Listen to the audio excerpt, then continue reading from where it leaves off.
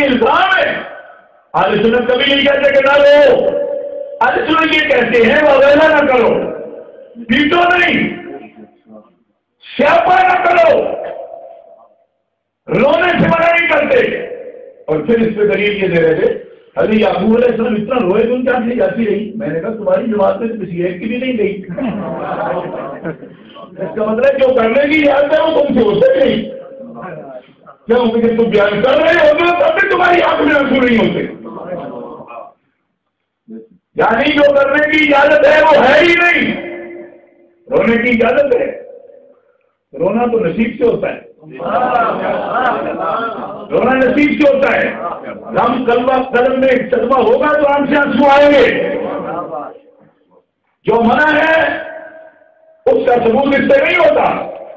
حضرت خواجہ اویس کرنی نے سارے دانت نہیں پاڑ دیے تو میں نے کہا پاڑ دیے. یہ پہلی تو کوئی حدیث کی بات نہیں, لیکن تذکرۃ الاولیاء میں حضرت فرید بن عطار میں یا جیسے بزرگوں نے یہ بات نقل کی ہے.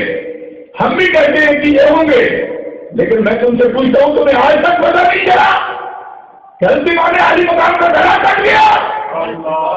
کہا پتہ ہے ہمیں. تو پھر میں نے کہا دانتوں کی بات کیوں کرتے ہو؟ ان کا گلا کٹا ہے نا, تمہیں گلا کٹ ہوا تھا. اویس کرنی کو پتا چلا کہ دانت کٹا تو سارے نکال دیے. آپ کو پتہ نہیں چلا کہ گلا کٹ گیا؟ کہا لگا ہے تمہیں دانت کاٹو گلا. دانت کے ثبوت میں گلا کیوں باقی رکھا؟ یہ کیا ہوا کہ ثبوت دانتوں کا کرو اور دلیل دانت سے پیش کرو. گلا برقرار رکھو وہ بھی اس سے ہوتا.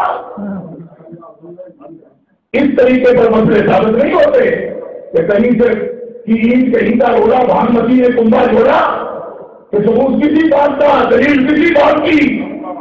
ہاں حضرت سننا کا یہ اعتقاد ہے اور میں آپ کو محبت سے یہ بات بتاتا ہوں کہ غم حسین ایمان کی نشانی ہے. اگر سیدہ خاتون جنت کے گھر میں پریشانی ہو تو ہر حسین کے گھر میں پریشانی ہوتی ہے, اس لیے کہ وہ ہمارا گھرانہ ہمارے ایمان کی جان ہے.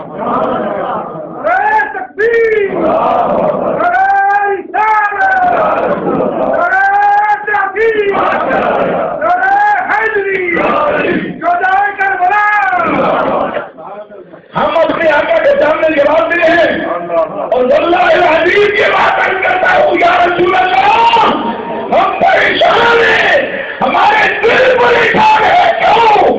اس لیے کہ جب سیدہ فاطمہ پریشان ہو تو یقیناً آپ پریشان ہوتے ہیں, اور جب آپ کا گھرانا پریشان ہو جائے تو زندگی کبھی خوش نہیں ہے.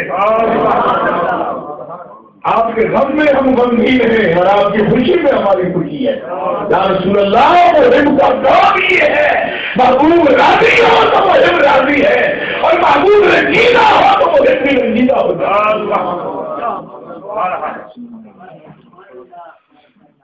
مگر شریعت کی حدود پھلانگنے کی اجازت نہیں. خود امام علی مقام نے آخری نصیحت جو فرمائی ہے سیدہ زینب, سب شہید ہو چکے تھے, سب شہید ہو چکے تھے, اکیلے امام علی مقام رہ گئے. اس وقت بھی آپ نے حضرت سیدہ زینب کو بلایا اور بلا کے فرمایا دیکھو یہ بچہ رہ گیا ہے اور اس وقت سربراہ آپ ہو, میں آپ کو وہ نصیحت کرنا چاہتا ہوں جو ہمارے نانا جان نے بوقت وصال ہماری امی سے فرمائی. یہ لفظ ہیں آپ کے. حیات القلوب اٹھا کے دیکھیے, جلال العیون اٹھا کے دیکھیں, میرات العقول اٹھا کے دیکھیں, یہ ہماری مسئلے کی کتابیں نہیں ہیں. فرمایا میں تمہیں وہ نصیحت و وصیت کرنا چاہتا ہوں جو ہمارے نانا جان نے اپنی بیٹی سیدہ خاتون جنت سے فرمائی بوقت وصال. وہی میں وصیت تمہارے سامنے دہرانا چاہتا ہوں. سیدہ زینب سمجھ کے بیٹھ گئی, بڑی اہم وصیت ہے. فرمایا عرض کے ارشاد فرمائیے. فرمایا تم دیکھو بہت رنجیدہ ہو, تمہارے بیٹے شہید ہو چکے ہیں, بھتیجے شہید ہو چکے, تمہارے بھائی شہید ہو چکے, لیکن تمہیں احساس ہے کہ صرف خدا کے دین کے لیے شہید ہوئے, اللہ کے دین کے لیے شہید ہوئے ہیں. میں تمہیں یہ نصیحت کرنا چاہتا ہوں کہ ہمیں کوئی مجبوری دین کی مجبوری کی سوال نہیں تھی، دین کے لیے ہم شہید ہوئے، تو ہمارے بعد کے معاملات میں جب تمہیں کچھ انتظام سوچنا پڑے تو تم بھی دین کی پابندی کرنا۔ بات سمجھ آئی آپ کو کیا نہیں؟ امام حسین کی اس ہوش ربا، لوگ لفظ آپ نے سنا ہوش ربا، یہ مہنگائی کو کہتے ہیں لوگ، ہوش ربا مہنگائی ہوگی، کبھی سمجھا کیا مطلب یہ ہے کہ عقل ختم کر دینے والی مہنگائی۔ اس ہوش ربا ماحول میں، اذیت ناک ماحول میں کہ جب آپ کے بیٹے، آپ کے بھتیجے، آپ کے سگے بھائی، آپ کا سارا لشکر ڈٹ چکا، امام علی مقام کے ہوش اپنی سلامت تھی اور فرما رہے تھے میری بہن کچھ نہیں رہا، کچھ نہ رہے، لیکن شریعت مصطفیٰ کے احکام کو برقرار رہے۔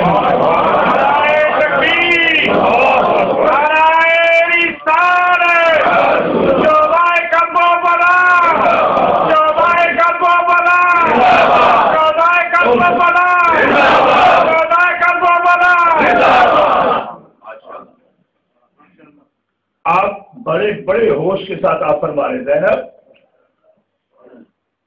اس بات کا خیال ہے کہ ہمیں کوئی مجبوری نہیں تھی بغیر شریعت کی مجبوری۔ اب اگر ہم قربان ہو جائیں اور اس شریعت کو چھوڑ دیں تو ہمارا کام ضائع ہو گیا، پھر یوں ہی ہم نے اپنے خون ضائع کر دیے۔ صرف شریعت کی مجبوری تھی، وہ فاسق ہے تو ہم اس کی بحث نہیں کرتے کہ ساری دنیا فاسق کی بحث کر کے گزارا کر رہی ہے، میں بھی کر گیا تھا، میں ان سب سے بڑھ کر شریعت کا جو نام لینے والا ہوں، لیکن میری ہی ذمہ داری نہیں، تم بھی علی کی بیٹی ہے، تو شریف ہے میرے کام میں، میرے ساتھ تو لوگ بولتے ہیں نا سیدہ زینب کو شریکت الحسین کہتے ہیں، میں اس لفظ کو بالکل درست سمجھتا ہوں، کیونکہ کربلا میں آنے تک قائد امام علی مقام تھے، لیکن کربلا سے دمشق سے مدینہ تک اس لٹے ہوئے قافلہ کی قائد سیدہ زینب، اور شریکت الحسین کا ثبوت دیا آپ نے کہ اگر وہ علی المرتضیٰ کا بیٹا ہے تو میں بھی علی کی بیٹی ہوں۔ پیار سے کہیے نا سبحان اللہ۔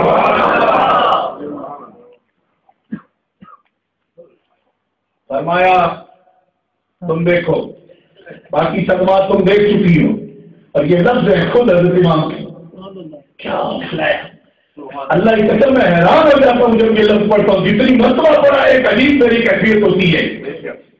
آپ فرماتے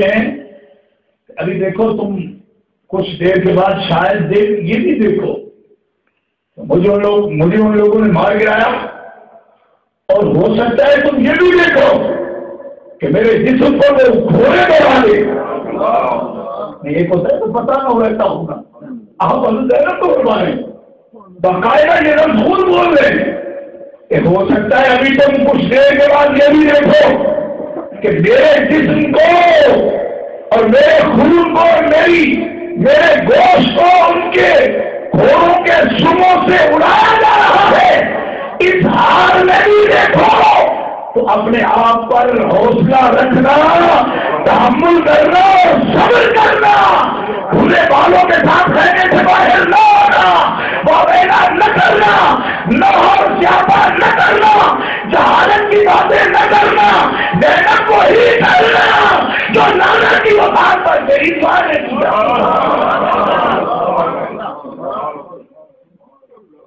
تیری امی نے جو کچھ کیا وہ کرنا، بس تیرے لیے تیری ماں کا طریقہ جو ہے وہ سنت ہے تیری۔ پھر حضرت سیدہ زینب نے پوچھا اچھا بھائی پھر یہ بھی بتا دیجئے کہ نانا کی وفات پر امی نے کیا کیا تھا؟ فرمایا میرے نانا جان کے وصال سے پہلے ہی آپ نے حضرت فاطمہ کو بلایا، خاتون جنت کو بلایا اور بلا کے فرمایا بیٹی اذا انا مت لا تخمشی علی وجھا ولا ترخی علی شعرا ولا تنادی باللیل ولا تقیمی علی نائحة۔ ابھی کچھ دیر کے بعد جب میں نہ بولوں تیرے ساتھ فاطمہ تو پھر کیا کرنا؟ اپنا چہرہ نہ پیٹنا، پہلا لفظ ہے حضور، اپنے چہرے پہ تو پتھر نہیں مارنا، چہرے پہ مارنا